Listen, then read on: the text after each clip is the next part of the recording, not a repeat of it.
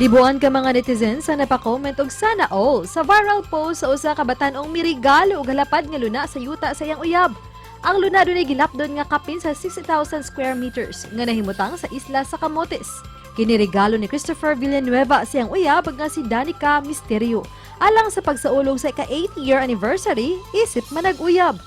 Daghan ang nakadaig sa pagka-practical kanila, maong pipila sa mga netizen ang gihimo silang inspirasyon aron achieve ang hashtag couple goals. Karong buntaga, atong sayra ng ilang istorya isip manag-uyab o di nato palabyon ang kahigayunan nga mangayo og tips gikan kanila. Dinhi lang sa GMA Regional TV Live. Makaingon gitag sana all nilang duha mga kapuso, mao ato silang makauban karong buntaga sa programa Danica Misterio ug Christopher Villanueva. Mayong buntag ug maupay na aga, Miss Danica, Sir Chris. Welcome sa GMA Regional TV Live. Paki-greet sa atong mga kapuso din sa Central ug sa Eastern Visayas. Hi diay sa atong mga kapuso viewers. Way duda daghan yung mga netizens dungan nga napa sana all sa gibuhat nimo Sir Chris diha kang Miss Danica. Pero sa di pa nato nahisgutan, can you describe each other's morning? Since dugay naman gid mong manag-uyab, ladies first. Actually, makaana gid ko ang amo ang relationship as couple for the past 8 years. Smooth sailing gid siya kay wala man jud ni ingon ana nga major nga problema in between sa among relationship.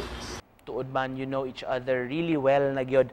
Gusto sa damong mahibaw-an kanus man ni nagsugod ang inyong love story, Danica? Nagsugod mo ang love story sa Facebook. Dito gid gasugod tanan kay iyahaman kong giad. Ang akong mga friends before, nakalagin ako ang Facebook account sa ilang computer. Kay carefree raman sad ko sa akong Facebook sa una kay mo lagi dili kaayo ko interested, but ilahat tong gipang accept ang mga nang add nako and usa siya sa mga na-accept. Sir Chris, sa inyong kadugayon na nga manag-uyab unsa may labing gikabiliban nimo sa batasan kinaiya ni Miss Danica nga wa gyud nimo nakita sa uban? Kuan usa sa akong mga nabiliban ani niya nga batasan kay kana gyung dili gyud siya arte. Kung unsa na ko siya nailhan sa una katong bag-o pa mi hangtod karon nga despite nga naa na siya achieve nga kanang daghan na siya kanang business CEO na siya sa ka skincare brand diri sa Cebu.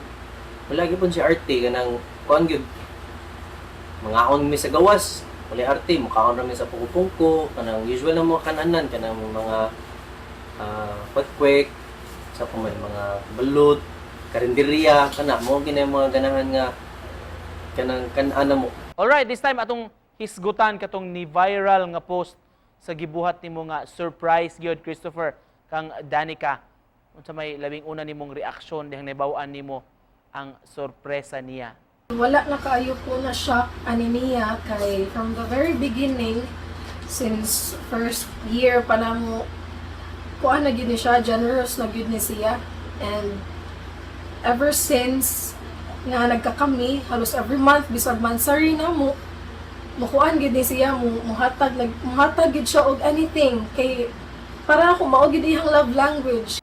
Alright, usa may istorya ani Chris nganong nahunahunaan nimo nga magregalo og 6,000 plus square meters nga yuta sa Camotes Island alang sa inyong 8th anniversary. Wala kay ko naglisod dun sa akong regalo niya kay like what she said, naami mga previous conversations about kanang usod mi sa real estate. Kunya nakanahuna mo ko nga since naamanday ka ng kuan baligya dito sa Camotes niya. In fact niya ang mama adto nagdako sa Camotes, so mo to nakahuna ko nga mupalit na lang og kanang lot dito and then eventually among i-develop. We learn nga opisyal na gyud mong musod sa kaminyoon kay nagplano na gyud mong duha. Can you share to us some information about your upcoming wedding? Ang wedding will be very simple. Kay sa una, he really wanted to give me a grand wedding. Kay of course, I am the only girl in the family daw and the youngest. But then I insisted nga dili lang yun kay I don't know, maybe to some kanang dream gid na siya sa ubang babae nga magka-grand wedding, and it's not bad. But for me, lahi ako ang personality mong gyud kay di ko ganahan og anything grand. So I just wanted a wedding nga enjoy na ko ang intimacy and privacy. Mensahe sab ninyo sa mga kapuso nato nga nagtan-aw karon. Ang akong advice lang sa gyud sa mga young generation karon nga ganahan mo try, ayaw kahadlok nga mo fail, and ayaw kahadlok nga mo start. Kay, you know, failure isn't the end of everything. Daghan kayong salamat sa pag-uban kanamo karong buntaga ug pagpakilig yun sa atong mga kapuso.